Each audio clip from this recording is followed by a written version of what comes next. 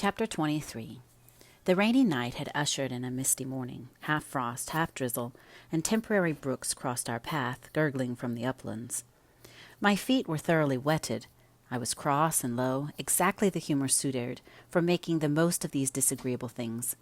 We entered the farmhouse by the kitchen-way to ascertain whether Mr. Heathcliff were really absent, because I put slight faith in his own affirmation. Are you enjoying this audiobook? Please take a moment to hit the subscribe button for more videos like this, and please hit the like button. Those two things make a big difference for this channel, and I appreciate every single like and subscription. Thank you so much. Joseph seemed sitting in a sort of Elysium alone, beside a roaring fire, a quart of ale on the table near him, bristling with large pieces of toasted oatcake, and his black short pipe in his mouth. Catherine ran to the hearth to warm herself. I asked if the master was in. My question remained so long unanswered that I thought the old man had grown deaf and repeated it louder. "Nay," he snarled, or rather screamed through his nose. "Nay, you may go back where you come from." "Joseph," cried a peevish voice, simultaneously with me from the inner room. "How often am I to call you? There are only a few red ashes now. Joseph, come this moment." Vigorous puffs and a resolute stare into the grate declared he had no ear for his appeal. The housekeeper and Hareton were invisible, one gone on an errand and the other at his work probably. We knew Linton's tones, and entered. "Oh, I hope you'll die in a garret, starved to death," said the boy, mistaking our approach for that of his negligent attendant. He stopped on observing his error. His cousin flew to him. "Is that you, Miss Linton?" he said, raising his head from the arm of the great chair in which he reclined. "No, don't kiss me. It takes my breath. Dear me, Papa said you would call," continued he, after recovering a little from Catherine's embrace, while she stood by looking very contrite. "Will you shut the door, if you please? You left it open, and those detestable creatures won't bring coals to the fire. It's so cold." I stirred up the cinders and fetched a scuttleful myself. The invalid complained of being covered with ashes, but he had a tiresome cough and looked feverish and ill, so I did not rebuke his temper. "Well, Linton," murmured Catherine, when his corrugated brow relaxed, "are you glad to see me? Can I do you any good?" "Why didn't you come before?" he asked. "You should have come instead of writing. It's tired me dreadfully writing those long letters. I'd far rather have talked to you. Now I can neither bear to talk nor anything else. I wonder where Zillah is. Will you," looking at me, "step into the kitchen and see?" I had received no thanks for my other service, and being unwilling to run to and fro at his behest, I replied, "Nobody is out there but Joseph." "I want to drink," he exclaimed fretfully, turning away. "Zillah is constantly gadding off to Gimmerton since Papa went. It's miserable, and I'm obliged to come down here. They resolved never to hear me upstairs." "Is your father attentive to you, Master Heathcliff?" I asked, perceiving Catherine to be checked in her friendly advances. "Attentive? He makes them a little more attentive at least," he cried. "The wretches! You know, Miss Linton, that brute Hareton laughs at me. I hate him. Indeed, I hate them all. They are odious beings." Cathy began searching for some water. She lighted on a pitcher in the dresser, filled a tumbler, and brought it. He bade her add a spoonful of wine from a bottle on the table, and having swallowed a small portion, appeared more tranquil and said she was very kind. "And are you glad to see me?" asked she, reiterating her former question, and pleased to detect the faint dawn of a smile. "Yes, I am. It's something new to hear a voice like yours," he replied. "But I have been vexed, because you wouldn't come, and Papa swore it was owing to me. He called me a pitiful, shuffling, worthless thing, and said you despised me, and if he had been in my place, he would be more the master of the Grange than your father by this time. But you don't despise me, do you, miss?" "I wish you would say Catherine or Cathy," interrupted my young lady. "Despise you? No. Next to Papa and Ellen, I love you better than anybody living. I don't love Mr. Heathcliff, though, and I dare not come when he returns. Will he stay away many days?" "Not many," answered Linton, "but he goes on to the moors frequently since the shooting season commenced, and you might spend an hour or two with me in his absence. Do say you will. I think I should not be peevish with you. You'd not provoke me, and you'd always be ready to help me, wouldn't you?" "Yes," said Catherine, stroking his long, soft hair. "If I could only get Papa's consent, I'd spend half my time with you. Pretty Linton, I wish you were my brother." "And then you would like me as well as your father?" observed he more cheerfully. "But papa says you would love me better than him and all the world if you were my wife, so I'd rather you were that." "No, I should never love anybody better than papa," she returned gravely.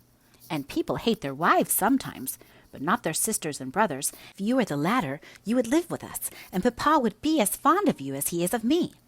Linton denied that people ever hated their wives, but Kathy affirmed they did, and in her wisdom instanced his own father's aversion to her aunt. I endeavoured to stop her thoughtless tongue. I couldn't succeed till everything she knew was out. Master Heathcliff, much irritated, asserted her relation was false.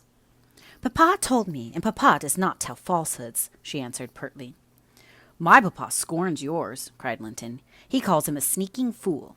"Yours is a wicked man," retorted Catherine, "and you are very naughty to dare to speak what he says. He must be wicked to have made Aunt Isabella leave him as she did." "She didn't leave him," said the boy. "You shan't contradict me." "She did," cried my young lady. "Well, I'll tell you something," said Linton. "Your mother hated your father. Now then." "Oh!" exclaimed Catherine, too enraged to continue.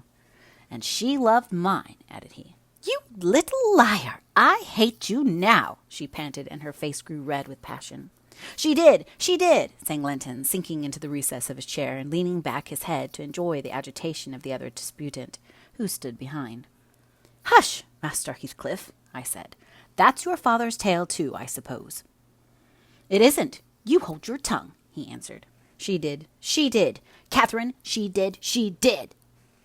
Kathy, beside herself, gave the chair a violent push and caused him to fall against one arm. He was immediately seized by a suffocating cough that soon ended his triumph. It lasted so long that it frightened even me. As to his cousin, she wept with all her might, aghast at the mischief she had done. Though she said nothing, I held him till the fit exhausted itself. Then he thrust me away and leant his head down silently. Catherine quelled her lamentations also, took a seat opposite, and looked solemnly into the fire. "How do you feel now, Master Heathcliff?" I inquired after waiting 10 minutes. "I wish she felt as I do," he replied. "Spiteful, cruel thing! Hareton never touches me. He never struck me in his life, and I was better today, and there—" His voice died in a whimper. "I didn't strike you," muttered Cathy, chewing her lip to prevent another burst of emotion. He sighed and moaned like one under great suffering, and kept it up for a quarter of an hour, on purpose to distress his cousin apparently, for whenever he caught a stifled sob from her, he put renewed pain and pathos into the inflections of his voice.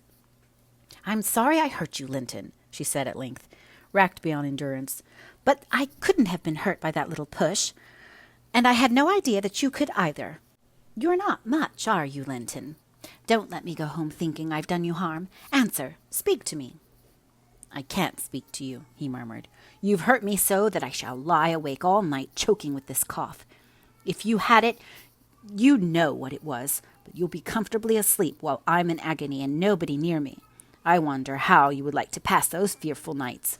And he began to wail aloud for very pity of himself. "Since you're in the habit of passing dreadful nights," I said, "it won't be Miss who spoils your ease. You'd be the same had she never come. However, she shall not disturb you again, and perhaps you'll get quieter when we leave you." "Must I go?" asked Catherine dolefully, bending over him. "Do you want me to go, Linton?" "You can't alter what you've done," he replied pettishly, shrinking from her, "unless you alter it for the worse by teasing me into a fever." "Well, then, I must go?" she repeated. "Let me alone at least," said he. "I can't bear your talking." She lingered and resisted my persuasions to departure a tiresome while. But as he neither looked up nor spoke, she finally made a movement to the door, and I followed. We were recalled by a scream. Linton had slid from his seat onto the hearthstone and lay writhing in the mere perverseness of an indulged plague of a child, determined to be as grievous and harassing as it can. I thoroughly gouged his disposition from his behavior, and saw at once it would be folly to attempt humoring him. Not so my companion. She ran back in terror, knelt down, and cried and soothed and entreated, till he grew quiet from lack of breath, by no means from compunction at distressing her. "I shall lift him on to the settle," I said, "and he may roll about as he pleases. We can't stop to watch him. I hope you are satisfied, Miss Cathy, that you are not the person to benefit him, and that his condition of health is not occasioned by attachment to you. Now then, there he is. Come away.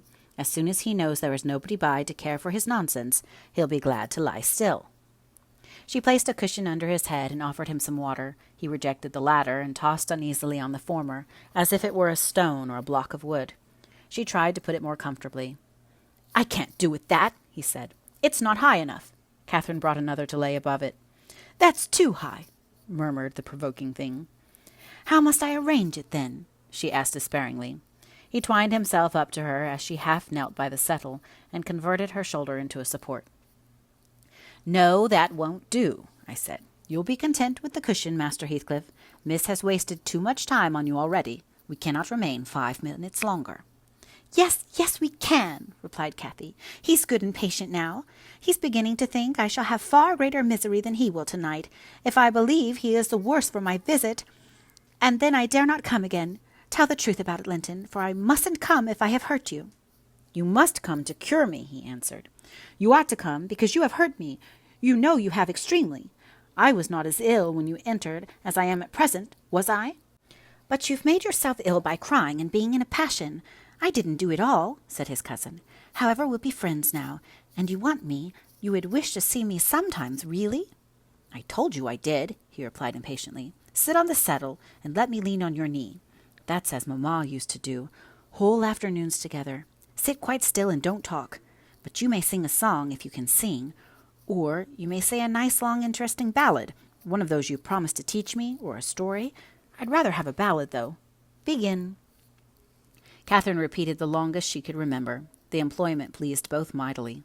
Linton would have another, and after that another, notwithstanding my strenuous objections, and so they went on until the clock struck 12, and we heard Hareton in the court, returning for his dinner. "And tomorrow, Catherine, will you be here tomorrow?" asked young Heathcliff, holding her frock as she rose reluctantly. "No," I answered, "nor next day neither." She, however, gave a different response evidently, for his forehead cleared as she stooped and whispered in his ear. "You won't go tomorrow, recollect, miss," I commenced when we were out of the house. "You are not dreaming of it, are you?" She smiled. "Oh, I'll take good care," I continued. "I'll have that lock mended, and you can escape by no way else." "I can get over the wall," she said, laughing. "The Grange is not a prison, Ellen, and you are not my gaoler.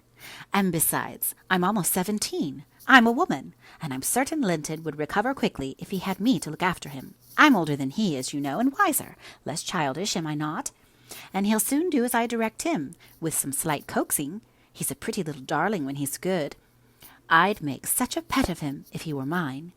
We should never quarrel, should we, after we were used to each other? Don't you like him, Ellen?" "Like him!" I exclaimed. "The worst-tempered bit of slicky slip that ever struggled into his teens. Happily, as Mr. Heathcliff conjectured, he'll not win 20. I doubt whether he'll see spring indeed, and small loss to his family whenever he drops off. And lucky it is for us that his father took him. The kinder he was treated, the more tedious and selfish he'd be. I'm glad you have no chance of having him for a husband, Miss Catherine." My companion waxed serious at hearing this speech. To speak of his death so regardlessly wounded her feelings. "He's younger than I," she answered with a protracted pause of meditation. "And he ought to live the longest. He will. He must live as long as I do. He's as strong now as when he first came into the north. I'm positive of that. It's only a cold that ails him, the same as Papa has. You say Papa will get better, and why shouldn't he?" "Well, well," I cried. "After all, we needn't trouble ourselves. For listen, miss, and mind, I'll keep my word. If you attempt going to Wuthering Heights again, with or without me, I shall inform Mr. Linton, and unless he allows it, the intimacy with your cousin must not be revived." "It has been revived," muttered Cathy sulkily. "Must not be continued, then," I said. "We'll see," was her reply, and she set off at a gallop, leaving me to toil in the rear. We both reached home before our dinner time. My master supposed we had been wandering through the park, and therefore he demanded no explanation of our absence. As soon as I entered, I hastened to change my soaked shoes and stockings, but sitting such a while at the Heights had done the mischief. On the succeeding morning I was laid up, and during 3 weeks I remained incapacitated for attending to my duties, a calamity never experienced prior to that period, and never, I am thankful to say, since. My little mistress behaved like an angel in coming to wait on me and cheer my solitude. The confinement brought me exceedingly low. It is wearisome to a stirring, active body, but few have slighter reasons for complaint than I had. The moment Catherine left Mr. Linton's room, she appeared at my bedside. Her day was divided between us. No amusement usurped a minute. She neglected her meals, her studies, and her play, and she was the fondest nurse that ever watched. She must have had a warm heart, when she loved her father so, to give so much to me. I said her days were divided between us, but the master retired early, and I generally needed nothing after 6 o'clock, thus the evening was her own. Poor thing! I never considered what she did with herself after tea, and though frequently, when she looked in to bid me good night, I remarked a fresh colour in her cheeks and a pinkness over her slender fingers, instead of fancying the hue borrowed from a cold ride across the moors, I laid it to the charge of a hot fire in the library.